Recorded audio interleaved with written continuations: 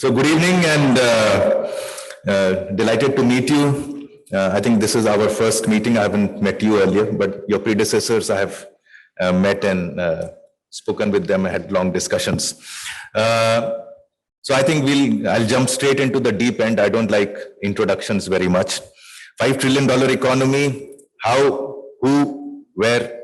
So when this 5 trillion number was first talked about, this was before the pandemic. And I think the goal that was set was 2025 for 5 trillion. We should keep in mind that India took, I think, about 8 years to go from 1 trillion to 2 trillion and another 7 years to go from 2 trillion to 3 trillion. So I think in 2018 or 19, when 5 trillion by 2025 was announced, it was quite an ambitious target. And this was before the pandemic hit us. And now we have this crisis in Ukraine playing out as well. So it's obviously going to be a challenge. I don't think anyone believes that it's going to happen by 2025 because we've already lost a couple of years in the last few years.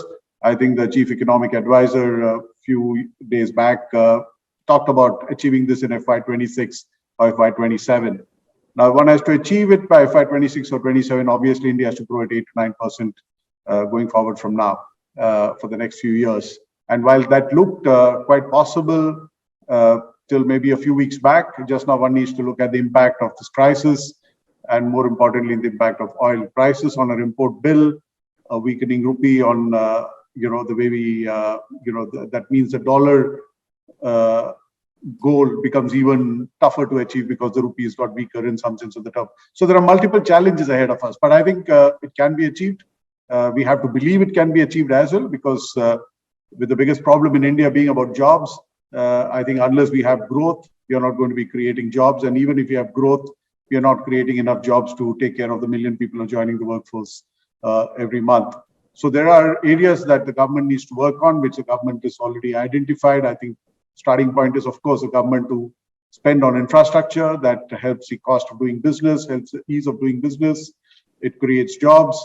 It acts as a trigger for private sector investments, which have been lagging for the last few years. And India traditionally has been more consumption-led growth than investment-led growth. And I think the focus on investments, focus on infrastructure, I think is very important to act as a trigger. And I think private sector growth or private sector investments will follow. It's already happening in some of the sectors and will follow. So, Mr. Narendran, we've had these conversations at the policy level with people from the government, ministers, and so on.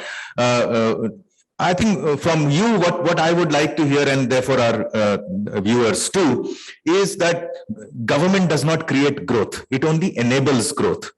The growth creators are companies like yourselves, all the large corporations, the small and medium-sized businesses, and such like. That's where they are the people who create growth. Again, growth happens in states rather than in New Delhi. Most of the policies that we talk about are carved out in Delhi, but their extensions, their expressions happen in corporate houses like yours. What is your personal view? Now, we've asked this question to the government people about, living in a time of disruption. First, we had the technological disruption. Then we had the COVID crisis, the pandemic disruption. Now we are undergoing a geopolitical disruption. These disruptions are here to stay. How does Tata Steel engage with these disruptions? How does it come out as a winner? How does it overcome these challenges? I think that's where growth, the growth story really lies. Gautam, what happens is in corporates, we have, and particularly in Tata Steel, we have very strong processes to look at risks, the way risks emerge and how do you plan to mitigate them and how do you plan to respond to them. And organizations need to be agile to respond to what's happening. So while you said the government doesn't create growth, but government has a big role to play in creating the conditions for growth. Like I said, if the government spends more on infrastructure, that creates growth opportunities for companies like us, for construction companies, for services companies, for people who provide materials like us. So there is a role that government has to play. The second thing is, there is a lot that industry can do within the gates of the factories that we operate in and drive competitiveness and quality. But a lot of that competitiveness is negated outside of the factory gates. And that's again a place where government can play a role. As far as organizations go, we always, and if I take the Tata Steel example, we've had a few good quarters, we've had a couple of good years. because we responded in a very agile way to the pandemic. Not only did we take care of the communities who were impacted and who, we live in the midst of, but also we did a lot of work on our business. We were already in the middle of a digital transformation, which helped us to migrate from a work from office to work from home very seamlessly.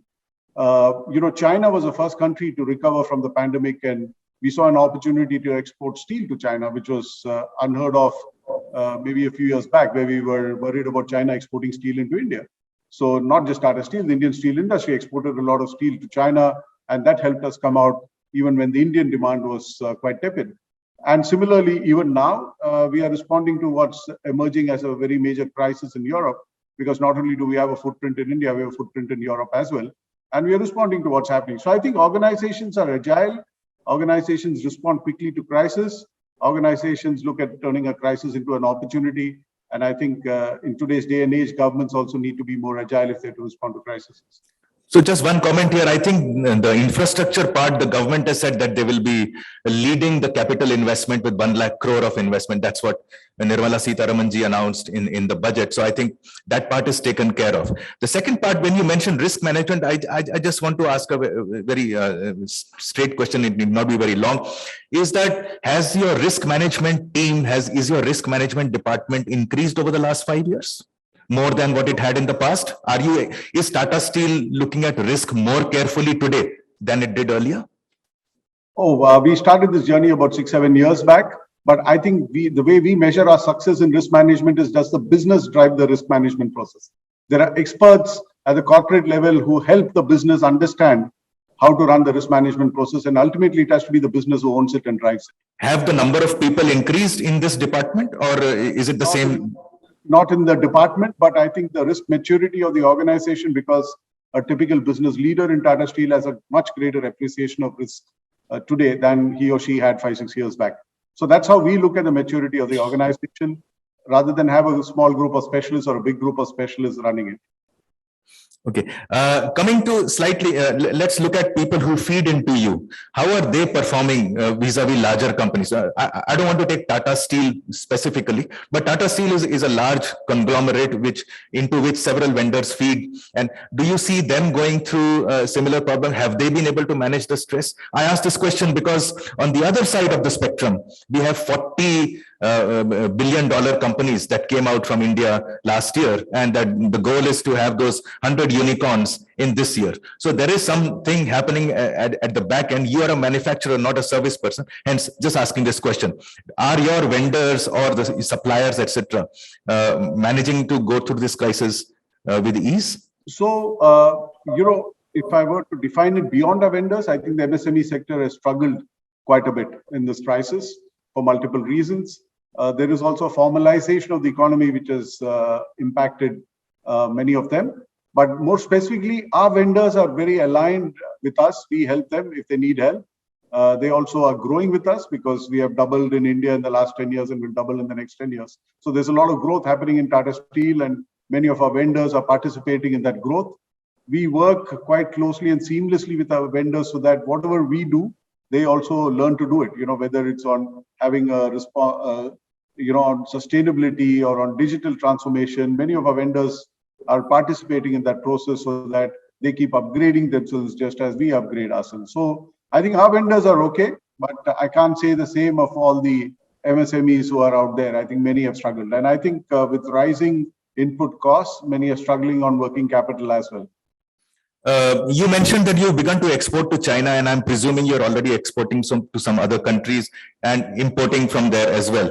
Have the supply chains been very drastically disrupted as the normal narrative goes? Or, tell us the ground view. So, 2 years back, when China recovered faster than everybody else, there was a great opportunity to export to China, which we did, in a very big way.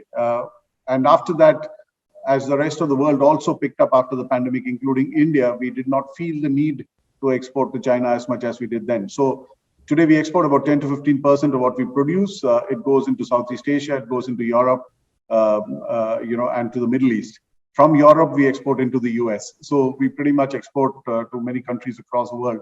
Supply chains have been disrupted, not only for us, but more importantly for many of our customers. I think the automotive supply chain is still struggling to come out of the semiconductor issue. Many of our customers have struggled because of the shortage in containers, and container freight rates have gone up over the last year.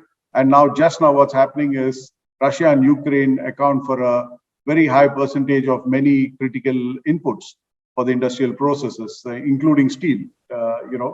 Also, some of the gases used in manufacturing semiconductors, also in other metals like nickel, etc. So there is a lot of disruption, and I think the world is realizing that in a fully integrated environment like we have today, everyone is exposed to what happens across the world. You cannot assume that something which happens in some corner of the world won't impact you indirectly or directly. It has an impact on you or your value chain that you're part of. So we're seeing that happen across, and we need to find ways to de-risk ourselves from this exposure. So, do you see alternative supply chains developing, and if so, by when do you see a new normal coming up? I asked this question more in context of this geopolitical disruption, which is again breaking the world into globalizing and self-sufficiency within. You're trying to do as much as you can within. India has 40% of its GDP in trade. So India doesn't have that kind of luxury to step back from globalization without harming itself. So these new supply chains that are developing, will they remain trans-global, transnational, or do you see some domestic or regional supply chains also coming up?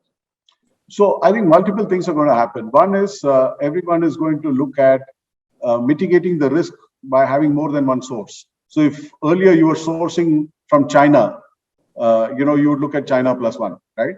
So, and across the world, companies are doing that, including Tata Steel. So you're looking at other options beyond China if it's more expensive. Secondly, if you're looking at things that you're importing, you're looking at how can you indigenize, because that reduces the risk. And the pandemic has shown us that it's not even enough to indigenize, because if you had a supplier in Maharashtra and you needed it in Jharkhand, because of the pandemic, material was not moving. So we are also looking at not just indigenization, but we are looking at how can we localize as much as possible.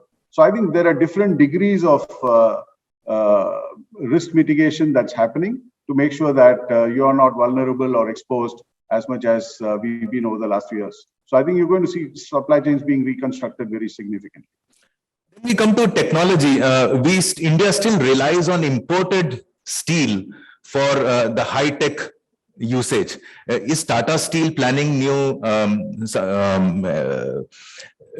diversifications or expansions into this high-tech steel? For a long time, India still is not, and I'm not talking Tata Steel specifically, India. For a long time, India is not part of this high-end steel making. I think that's a myth which has been perpetuated. I don't agree with that. 95% of the steel imported into India is very basic commodity grades imported for commercial reasons, not for technical reasons. Okay, Indian steel industry, including Tata Steel, today produces pretty much all the high-end steels that are required to be used by the country, very small quantities, which are typically not produced not for technical reasons, but because it's not viable to produce some very small quantity of something, may get imported from somewhere. I think the industry is strong. We've invested hugely in technology. I'm not saying we are the best, but we certainly have the facilities to make the best, and we are investing in a lot of R&D over the last few years, not just Tata Steel, all of us. And I think India shouldn't have a problem about having to import high-end steels. There are some categories of steel which are coming, but not an issue.